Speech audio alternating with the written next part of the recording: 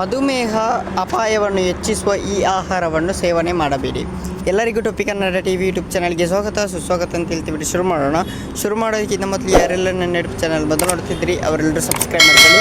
ಮತ್ತೆಲ್ಲ ಪಕ್ಕದಲ್ಲಿರೋ ಬೆಲ್ಲಕ್ಕನ್ನು ಪ್ರೆಸ್ ಮಾಡಿ ಗೈಸ್. ಥ್ಯಾಂಕ್ ಯು ಫಾರ್ 300 ಸಬ್ಸ್ಕ್ರೈಬ್ಗಳನ್ನು ಕಂಪ್ಲೀಟ್ ಮಾಡಿದ್ದಕ್ಕೆ. ಬೇಗ ಇನ್ನೂ ಟಾರ್ಗೆಟ್ ಇರೋದು 500 ಸಬ್ಸ್ಕ್ರೈಬರ್ಸ್. ಓಕೆ, ಇತ್ತೀಚಿನ ದಿನಗಳಲ್ಲಿ ಜನರು ಆರೋಗ್ಯ ಕಾಪಾಡಿಕೊಳ್ಳುವುದರ ಬದಲು ಅದನ್ನು ಹಾಳು ಮಾಡುವುದೇ ಹೆಚ್ಚಾಗುತ್ತಿದೆ. ಅದರಲ್ಲಿಯೂ ಸಂಸ್ಕರಿತ ಆಹಾರದ ಸೇವನೆ ಹೆಚ್ಚಾಗುತ್ತಿದ್ದು ಇದು ಎಷ್ಟರ ಮಟ್ಟಿಗೆ ನಮ್ಮ ದೇಹದ ಮೇಲೆ ಕೆಟ್ಟ ಪರಿಣಾಮ ಬೀರುತ್ತದೆ ಎಂಬುದು ನಮಗೆ ತಿಳಿದಿಲ್ಲ. ಸಿದ್ಧ ಪ್ಯಾಕ್ ಮಾಡಿದ ಆಹಾರಗಳು ಹೆಚ್ಚಾಗಿ ಉಪ್ಪು, ಸಕ್ಕರೆ ಹಾಗೂ ಸಂರಕ್ಷಣೆಗಳಿಂದ ಅಡಕವಾಗಿರುತ್ತದೆ. ಇದಕ್ಕೆ ಪೂರಕ ಎಂಬಂತೆ ಅಧ್ಯಯನವೊಂದು ಸಂಸ್ಕರಿಸಿದ ಆಹಾರಗಳನ್ನು ಟೈಪ್ 2 ಮಧುಮೇಹವನ್ನು ಹೆಚ್ಚಿಸಬಹುದು.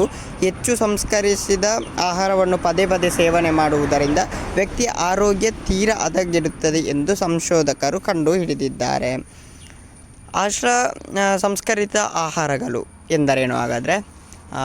ಇವು ಸಾಮಾನ್ಯವಾಗಿ ಹೆಚ್ಚು ಸಂಸ್ಕರಿಸಿದ ಆಹಾರಗಳಾಗಿದ್ದು ಇವುಗಳಿಗೆ ಹೆಚ್ಚಾಗಿ ಕೃತಕ ರುಚಿ, ಬಣ್ಣಗಳು, ಸಿಹಿಕಾರಕಗಳು ಮತ್ತು ಸಂರಕ್ಷಕಗಳು ಸೇರಿಸಲಾಗಿರುತ್ತದೆ.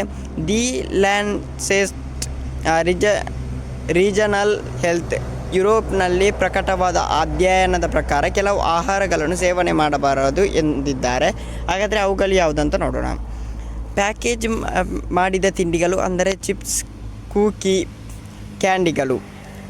ಎರಡನೇದು ಬಂದುಬಿಟ್ಟು ಸಿದ್ಧವಾಗಿರುವ ಅಥವಾ ರೆಡಿಯಾಗಿರುವ ಊಟ, ಮೈಕ್ರೋವೇವ್ ಮಾಡಬಹುದಾದ ಆಹಾರಗಳು.